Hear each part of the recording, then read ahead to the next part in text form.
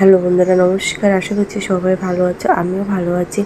তো আজকে ছোট্ট একটা ভিডিও নিয়ে চলে আসছি। এখানে আমার বোন কচু ভর্তা করার জন্য বাটতে বসে গিয়েছে। তো এখানে ভর্তা করার জন্য যা যা লেগেছে, এখানে হলো কচু যে গোড়াটা থাকে, সেই কাঁচা কচুটা কুচি করে কেটে কেটে নিয়েছে, আর নারকেল কুড়িয়ে নিয়েছে, আর শস্য আছে, আর ধনিয়া দিয়েছে, শুকনো মরিচ দিয়েছে, মানে সবগুলো একসাথে দিয়ে বোন একদম বেটে এগুলো নিচ্ছে ভালো করে, যেন মিশমিশ হয়, সেজন্য বোন বেটে নিচ্ছে। আসলে এই ভর্তাটা খেতে আর কি অনেক মজা লাগে, অনেক স্বাদ হয়।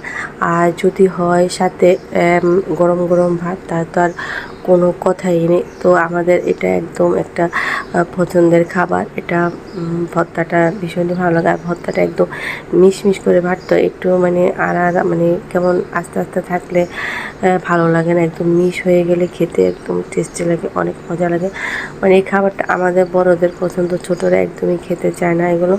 মানে ছোটরা বলতে আমার মেয়েরা একদমই পছন্দ করে না, বা আমার বোনের ছেলেমেয়েরাও কেউ এগুলো খেতে চায় না। তো আমাদের কাছে ভীষণই স্বাদ লাগে, সেই জন্য আমরা বোনেরা গিয়েছি, সেজন্য বোন আমাদের জন্য এই কষ্ট করার জন্য বসে গিয়েছে। আসলে বাটার জিনিস বলতেই কষ্ট।